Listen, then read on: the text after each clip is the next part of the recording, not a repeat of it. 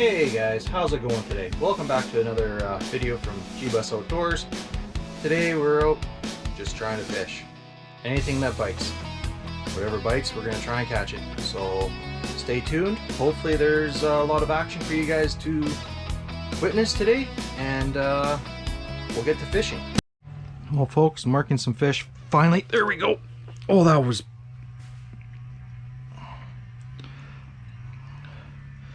like coming in pretty aggressive actually.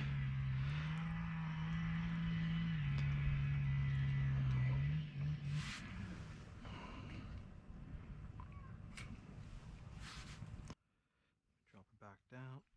Oh.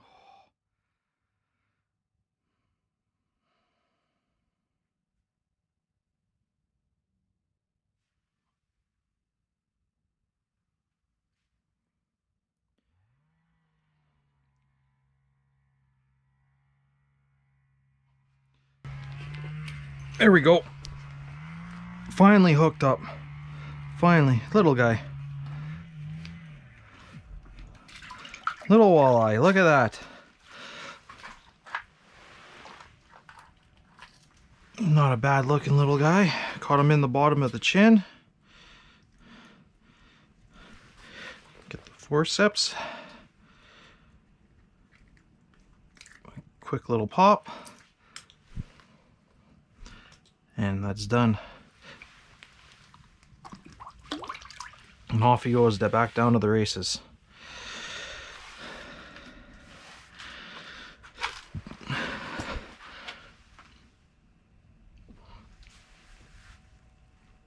I'm not complaining about that one. First one of the day. Made myself some lunch. Some leftover pork tenderloin that my wife cooked yesterday, so thank you very much. It tastes awesome. I think we had a flurry of about 6 or 7 walleye come in on that one.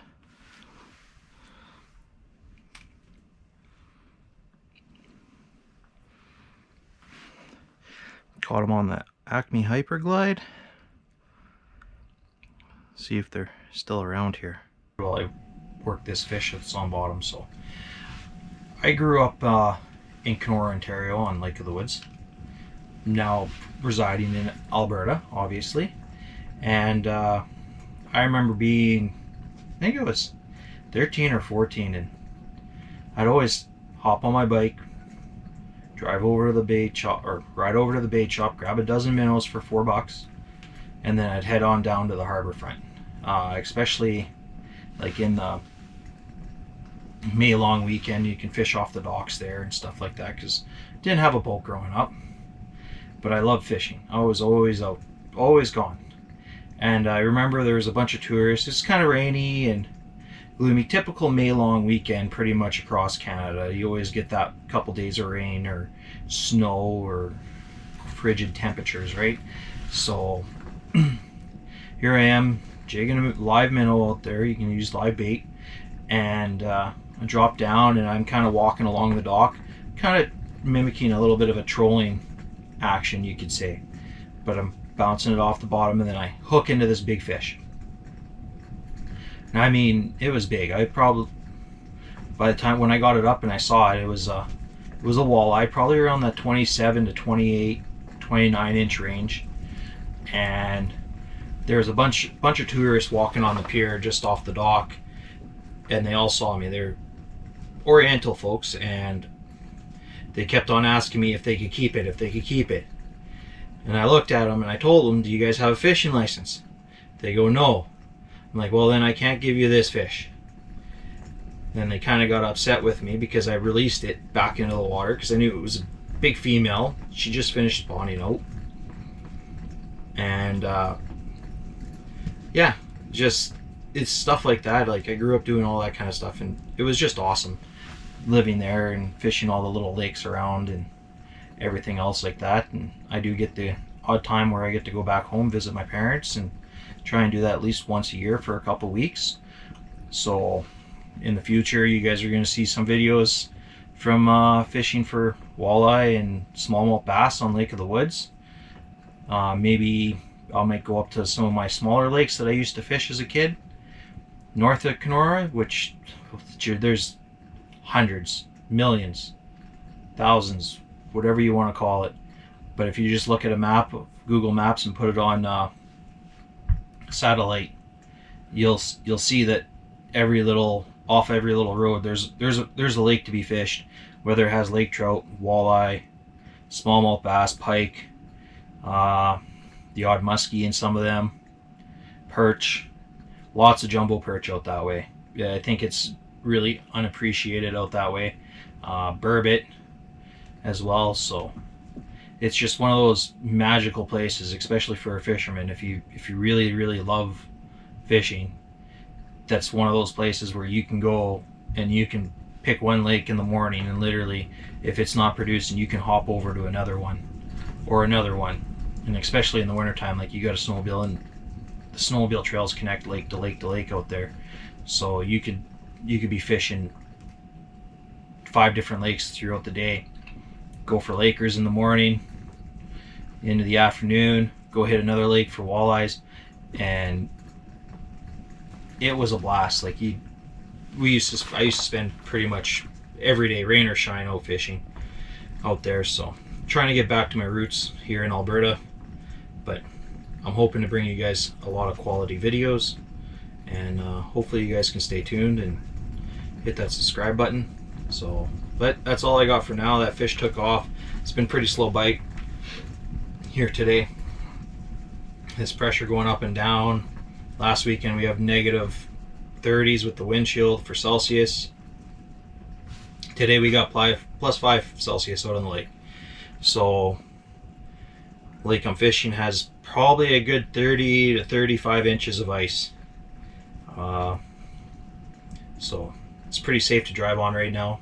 Just gotta watch out where you're going. Don't go underneath any bridges or over by springs, and if there's no one's traveled there, always check your ice, guys. That's important too. So, but that's all I got for now. I will see you when I start marking some more fish.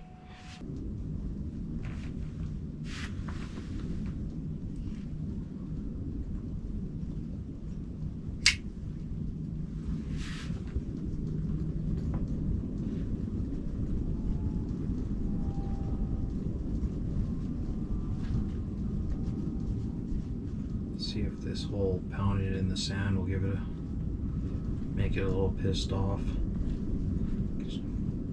Get a reactionary bite. There we go. Just like that, folks. Just like that.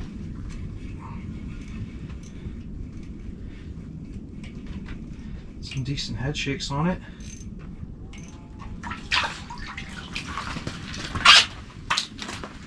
Another nice little walleye.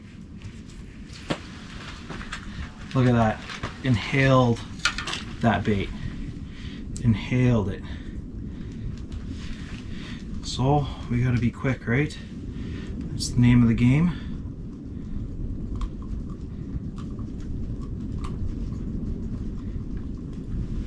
Hook pops out. There's a little bit of blood. Not a bad little fish. Right there, 16 incher or so. Back down to the depths. Perfect. That one, I've been having marks come in a lot here lately. Back and forth, they're not hitting the dead stick or nothing. So I was jigging this one up high in comparison, but then I dropped it down and I basically just started pounding it on the bottom on the spot, and that fish ate it right off bottom. So it looks like that's what they're wanting, is something off the bottom. But sometimes what I'll do, if I'm got my Acme Hyperglide on, I'll reel it up till about 5 feet underneath the ice, and then I'll drop it right back down to bottom, making sure, because it goes out to the sides, right, and it'll dart quite a ways out. Sometimes you can get it outside of your cone angle if you got a flasher or something, and then I'll work it back to the center of the hole, And what that does is it just helps bring in those fish from outside, right? Stuff that may have not come in for you if you didn't have a bait like that, kind of thing. And then it just glides right back down to the center as you just work it, pop it back, and that's all I do is just pop it, work it all the way back, and I can see it on my graph now, but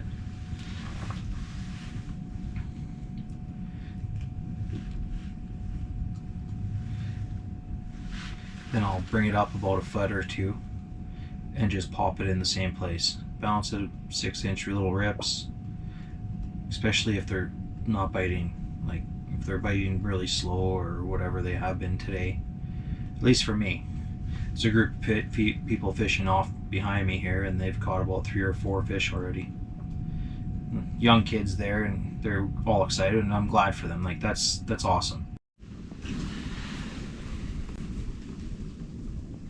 Well, folks, the dead stick just got rocked. This is a light action rod, so we're gonna first fish on it. See how it does. I'm gonna let this fish eat a little bit because that minnow is big and it's a short shank jig. Just sweep into it.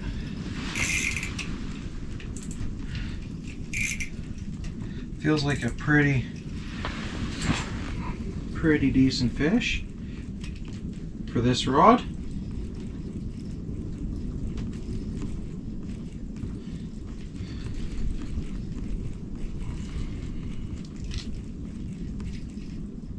Just another small little Walter.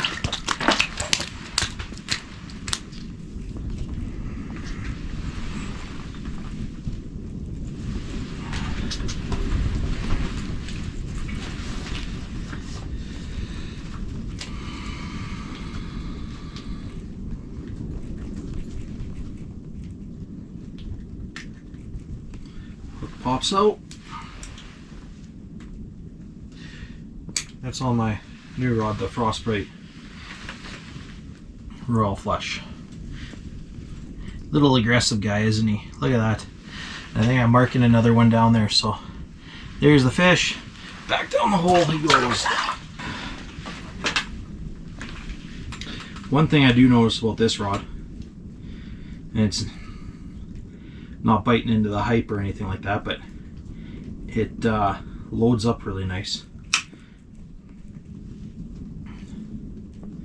just like they were claiming it would. And I basically only had to reel into that fish with a very minimal hook set, which is nice, especially if you're like fishing with kids or anything like that. And all they do is just, as soon as they feel a bite, they start reeling, right? So, but it's always important, like,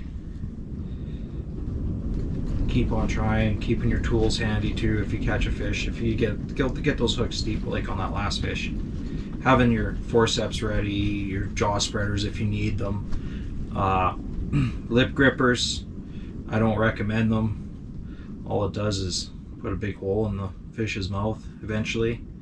So, well, got another one on the dead stick here, folks.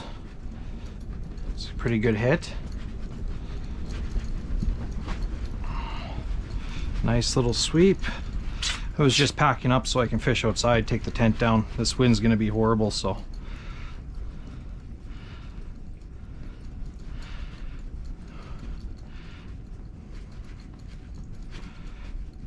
oh, I like the bend on this hook, on this rod, sorry. Nice little Walter right there. Right in the roof of the mouth.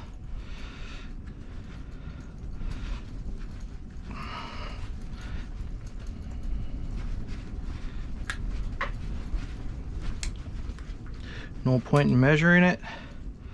Little guy, like 12 inches. Good age class for this lake, showing that they're reproducing because it's a catch and release lake only. So I'm gonna throw it back down the hole.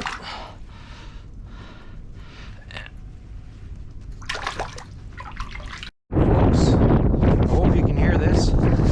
She's pretty windy out. I packed up the tent. That way I can get out of here a little quicker once it gets dark.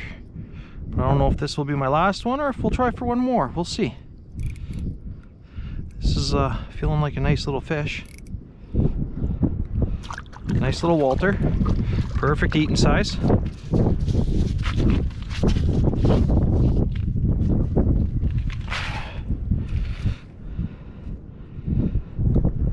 Hook pops out. Nice little guy. Back down the hole it goes. Well, folks, that's the end of her for today. Caught quite a few smaller walleye on the lake today. Weather was pretty windy. Tent actually caved in on me once. I had to get out and put on a strap. So, but all in all, it was a great day. I'm gonna head out so I can still see somewhat of the ice and my tracks on my way in. Most of it melted because we had +8 Celsius today out on the lake. So yeah, if you guys like what you see, hit that like button, and if you guys want to see more content and new videos and know when I'm posting, hit that subscribe button and click that notification bell. So we will talk to you next time.